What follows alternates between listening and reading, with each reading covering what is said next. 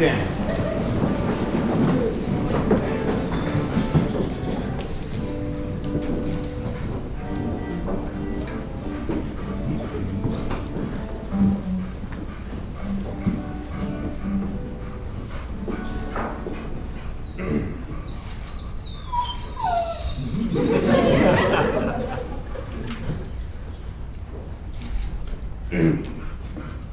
A reading from Harry Potter and the Sorcerer's Stone.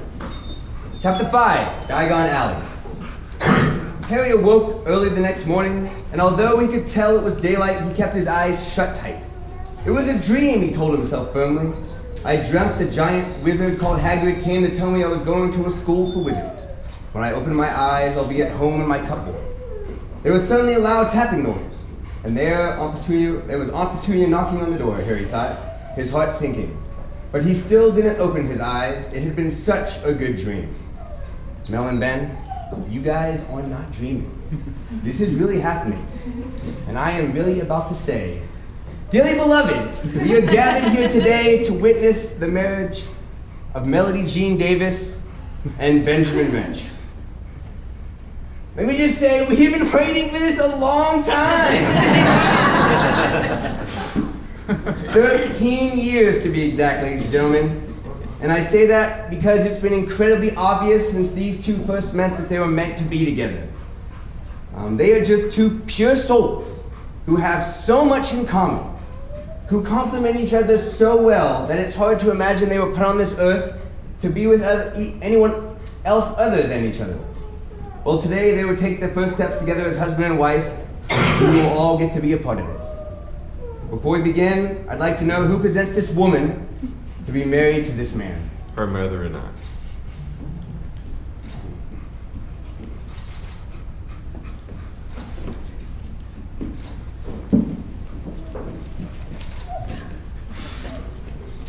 Just so you know, Mel and Ben did not get here all by themselves.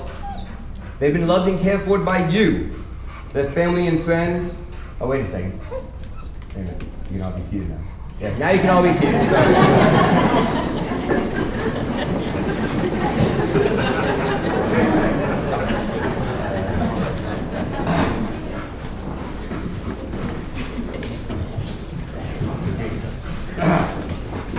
Yes.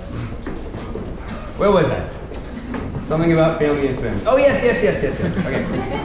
They've depended on you for sustenance, knowledge, guidance, and love.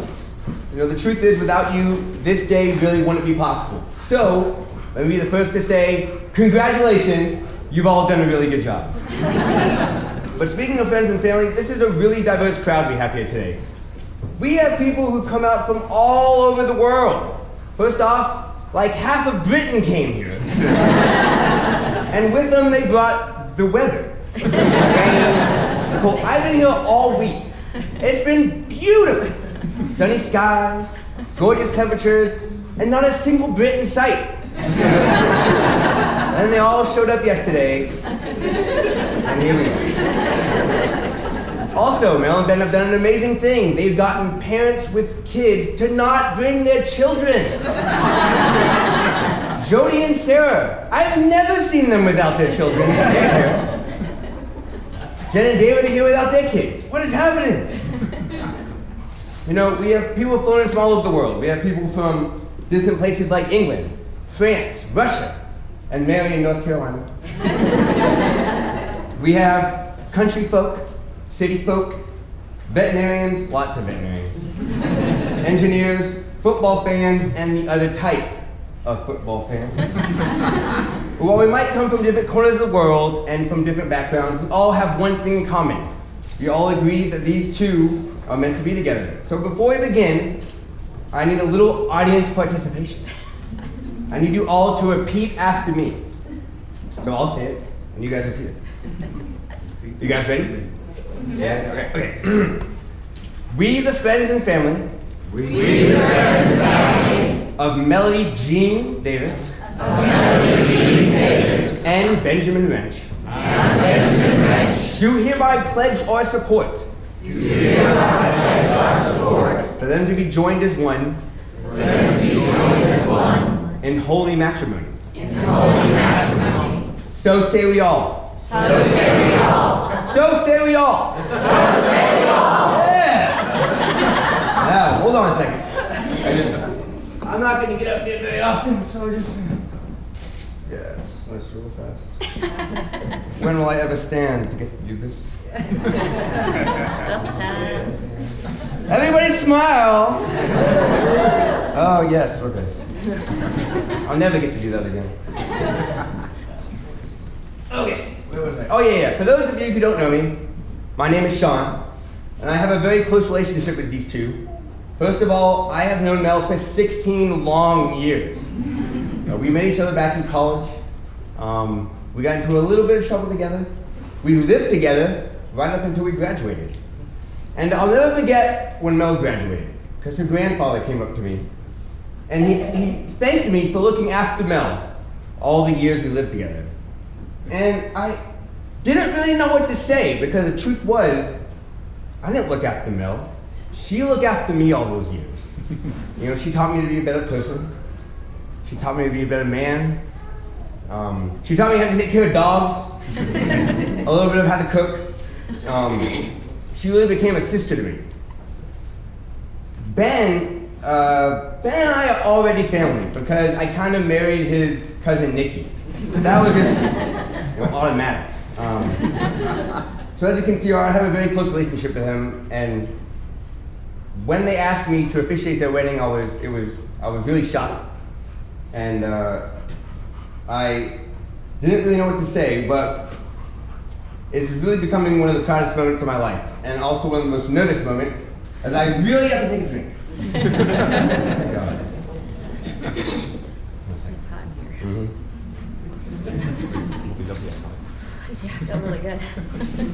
So when I asked Mel and Ben what they'd like for their ceremony, they told me I could do anything I wanted to. But they did give me a couple of things I could not do. I'm not allowed to call myself Father Shawn. I can't, they specifically said that one. I can't turn the wedding into a musical. I had great ideas. You all were going to sing and dance. And I can't just ramble on for an hour. I don't know about that one. Besides that, they give me complete control. And let me tell you a little secret. You should never give me complete control of anything. But here we are, so I invite you to sit back and relax. Smile a lot, hopefully laugh, which is already going pretty well. And maybe cry a little bit. And if you don't, I might. So, are you guys actually ready to begin? Yeah. Are you sure? Bring it. We could totally stop right now. Well, let's do this, guys. Anne says no. Let's take this thing to 88 miles an hour. Marriage. Marriage is what brings us together today. Marriage. That blessed arrangement. That dream within a dream. And love, true love, will follow you forever. So treasure your love. For those of you who don't know, those immortal words came from the movie The Princess Bride. It's a love story about two people who were destined to be together. And that love story started out at a stable. Coincidentally, the beautiful love story in Mel and Ben also kind of started out at a stable. You see, Mel had this friend named Nikki, who she met back in 2003. That's my wife. And they met at the NC State Equine Unit, which is a huge stable for horses. The two of them bonded over their love of horses and quickly became friends. Now, Nikki had this single cousin, Ben, back in England. And Nikki's not a matchmaker. Trust me, she is not a matchmaker. But she thought to herself, I could show Mel a picture of Ben. They'll never date. He's in England, she's in North Carolina, not a chance, right? She showed the picture to Mel, and Mel just kind of melted. Like complete putty.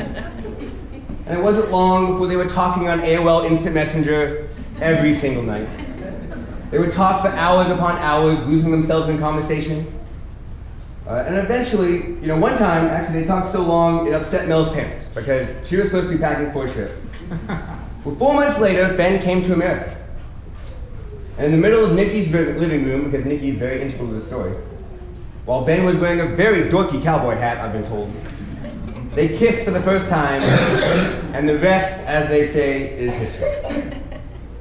So, I have to be honest, guys, I don't know anything about officiating weddings.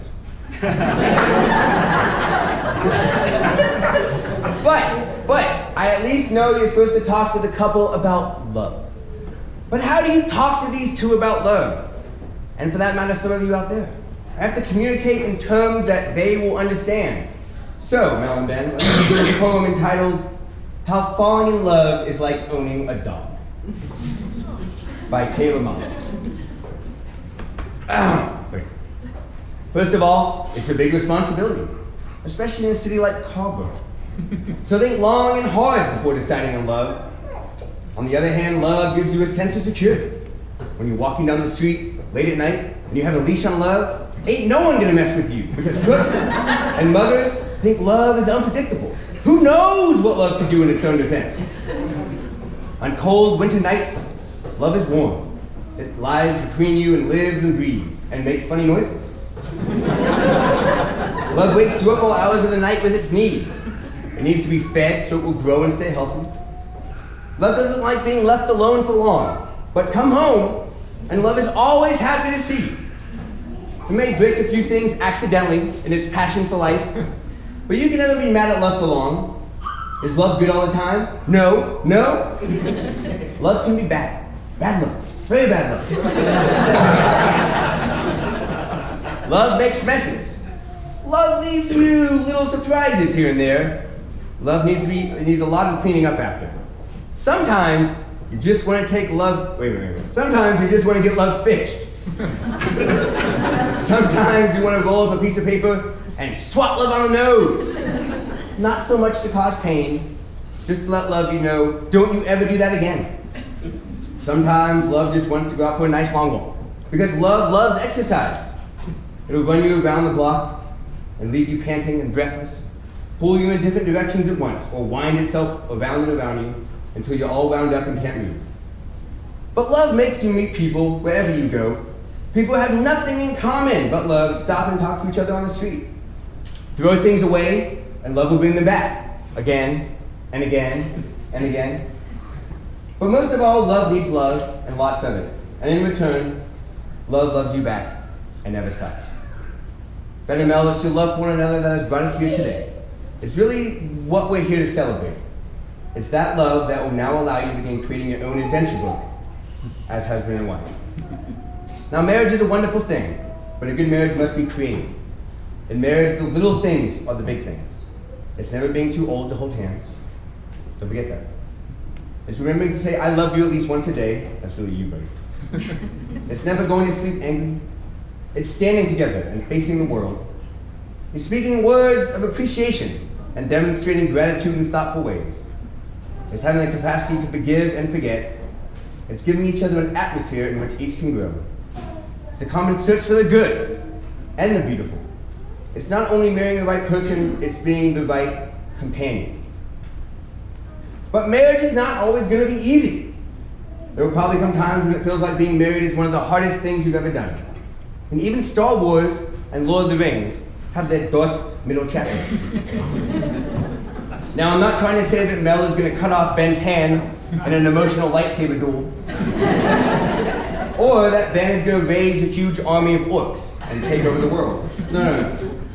But I am saying that sometimes things are going to be tough.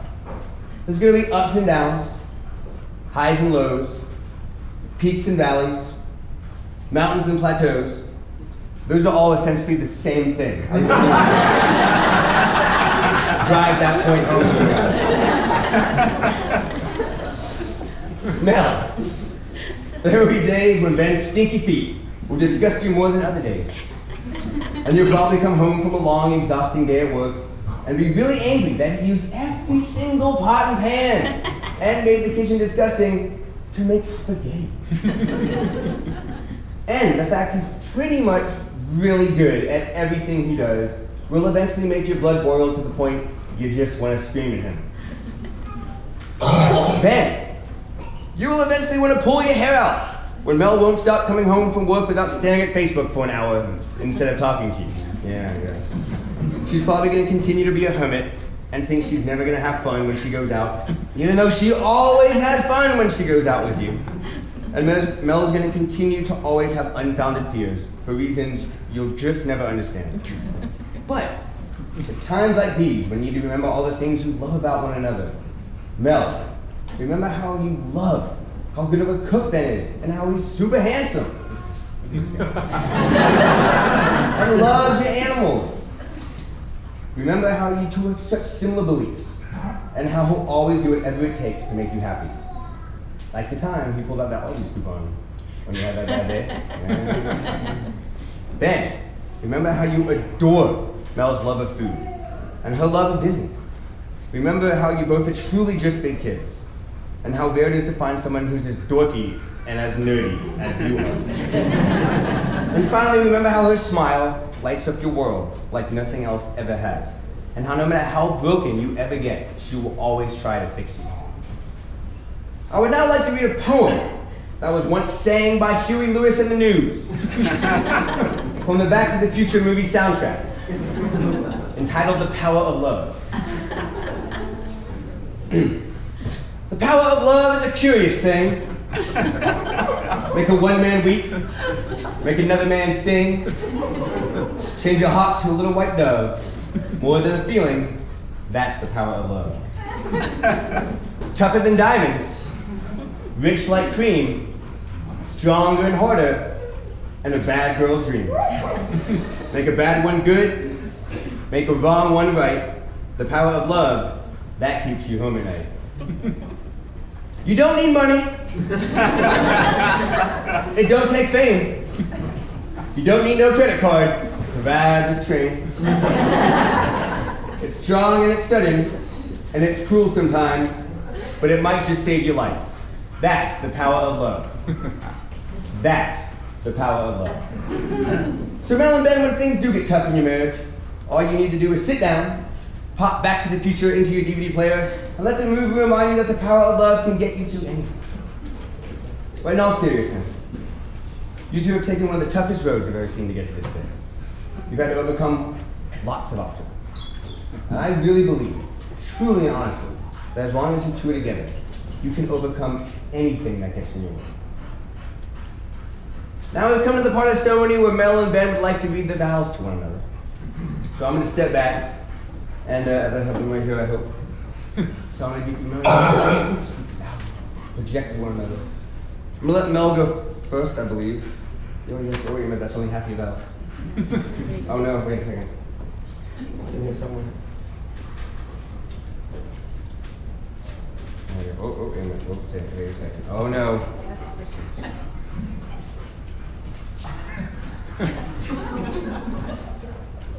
It might be in the wrong word. No.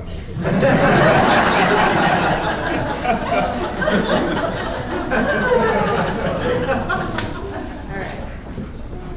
To my beloved and dorky Benny, you are the doctor to my Rose, the Mr. Fredrickson to my Ellie, the mood of my life, my sun and stars. You are my density. I mean, my destiny. You are always the first thing I want to see when I wake up in the morning, and the last thing I want to see before I go to bed at night. As we take these first steps in our marriage together, I can't promise that our life will be perfect. I mean, look at the weather. Or that we'll never fight. I can't promise that our love will be the stuff they write epic poems about, or that we'll have a future full of mansions and fancy cars. What I can promise is that as long as we're together on this earth, you'll know how much I love and respect you. I will share the beauty and the joy I find along the way with you, and I will share your sorrows and help you to bear them. Benny, I promise we will have plenty of adventures together. After all, adventure is out there. I promise we'll go to hundreds of sci-fi and superhero movies, our fair share of concerts, and that you're always going to have someone to play Mario Kart with, even though you beat me every single time. I promise that whenever Sweet Home Alabama comes on TV, I'm going to make you watch it. Because you can take the girl out of the country, but you can't take the country out of the girl. To always say, I know, when you tell me that you love me, and that my Patronus will always be something that reminds me of you. If by chance someday a DeLorean ever pulls up with you in it, I promise to hop back in time to that first visit when we kissed in Nikki's living room so that we can relive that happy time over and over again. I will continue to travel through time with you, Benny. It doesn't matter if we're only moving in one direction. Life with you is as much of a journey and adventure to me as anything involving a Time Lord in a little blue box or an old DeLorean. I will keep having adventures with you. I will travel this path with you wherever it leads, because I would rather share one lifetime with you than face all the ages of the world alone. I will always, always be your partner.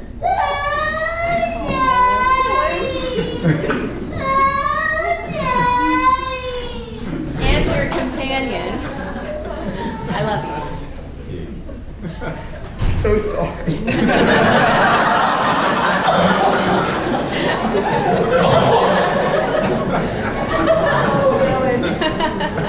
That's my son. I'm so sorry.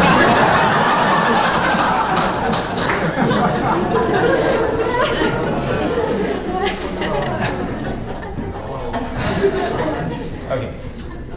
Do you? Oh, okay, good. Well, I'm going to film myself. This is really hot here. Now, standing here, it's all so clear that I'm where I'm meant to be. I promise you always have a friend in me. You're mad, bonkers, off your head. But I'll tell you a secret, all the best people are. You and I are a team, and there's nothing more important than our friendship. The bond between us can't be broken. I'll never give up on you, ever. I only live to serve. I'll be there for you no matter what, because some people are worth melting for. The human world is a mess. It's a buggy bug world out there, princess. But I promise I'll always remind you to just keep swimming and never forget who you without it. I promise I will always want to build a snowman to help you paint more the colours of the wind. I love that I can kiss a girl and I'll always give warm touches. I promise I won't give you the smoulder, and I will never feed you a cake that turns you into a bear. I promise we won't just survive, we'll live. The adventure is out there. And I will never stop trying to show you a whole new world, to infinity and beyond. For the first time in forever, I'm getting what I'm dreaming of, and my dream wouldn't be complete without you. I promise that if your dreams aren't everything you dream they'd be, I'll help you find a new dream. I promise you will forever be a part of my world. I'd rather die tomorrow than live 100 years without knowing you. I'd rather hear your voice again than any other sound in the world. One look at your smile and I can see the light shining everywhere. You're the fairest of them all. And when I look at you I can feel it. I look at you and I'm home. I promise from this day on, course by course, now and forevermore, you'll be in my heart. I promise. Cross my heart. This is why you couldn't be your second. Yeah.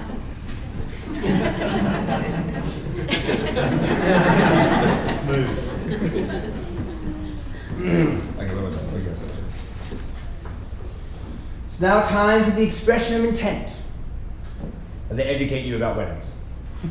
Mel and Ben. Okay, you're already taking each other's hands. That's great. So now I'd like you to stare deeply into each other's eyes for an awkwardly long amount of time.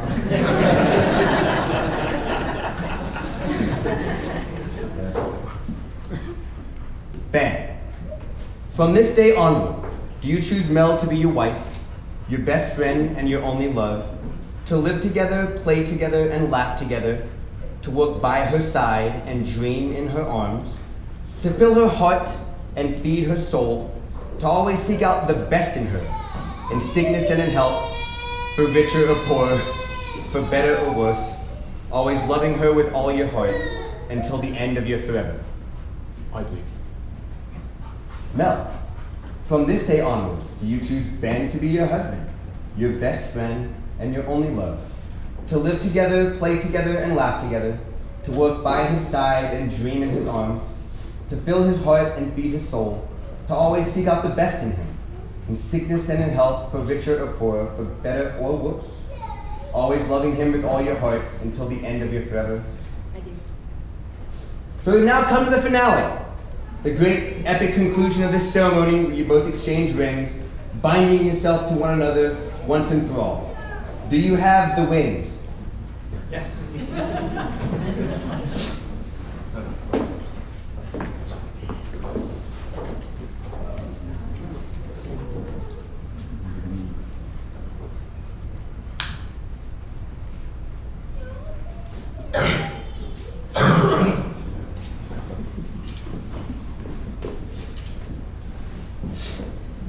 Now, there's a very important reason why your wedding rings are shaped like circles, so that they don't fall off your finger. But you see, it's not the shape of the ring that's important. It's what they symbolize. The ring is a symbol which proclaims to the world that you share a love with one another and that you are deeply connected in the bonds of marriage. As you go from the celebration with the ring on your finger, allow it to remind you of this day. Allow it to awaken the deep, passionate feelings that are stirring in your hearts at this moment. Let it remind you of the love that you have professed with your vows. But also allow it to speak of more than just symbolism. Your ring should not only remind you of what you already feel, right? Hear the ring's plea for action. Hear how it whispers to once again profess your love to your spouse. Listen to its call to live out your love by doing romantic acts, thoughtful gestures, and caring deeds. Just let me know, right? Let it be reminded that love needs to be offered, and not just felt. So Ben, please take the ring, place it on Mel's finger, and repeat after me. I give this ring I give this ring in pledge of my love and devotion. in pledge of my love and devotion. May it always remind you And may it always remind you that you are my greatest adventure. that you are my greatest adventure. With this ring, I thee wed. With this ring, I thee wed. Mel, will you take the ring and please place it on Ben's finger and repeat after me? Ditto.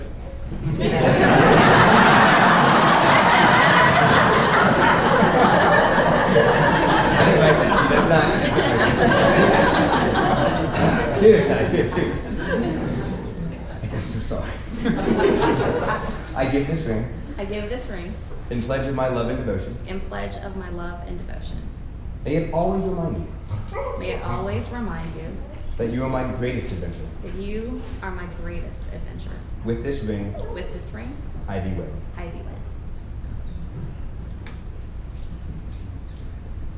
So we've learned a lot today, haven't we? Huey Lewis in the news taught us about the power of love. We learned how falling in love is like owning a dog.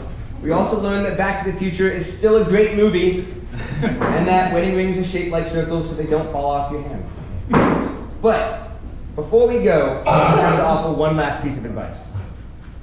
Because a lot of us here are from NC State University, and I can't end this ceremony without saying something related to NC State University. Oh, I'm so sorry. So I want to share with you some advice from a man named Jim Valvano. Many of you here have heard of him, but a lot of you also haven't. So for those of you who don't know, Jim Valvano was the NC State men's basketball coach in the 1980s. And in 1993, he gave a very famous speech right before the end of his life. And in that speech, he said there are 3 things you should do every day.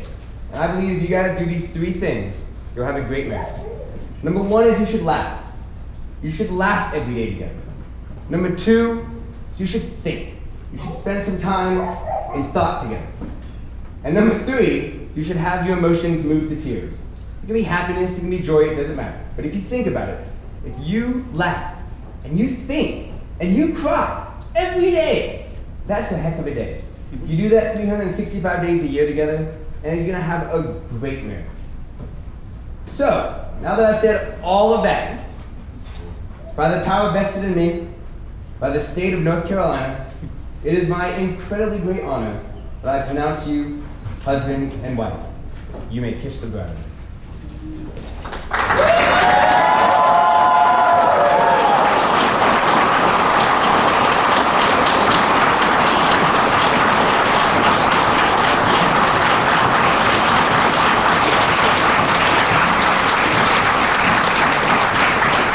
and gentlemen, ladies and gentlemen, let me present to you, for the very first time, Mr. and Mrs. Wrench.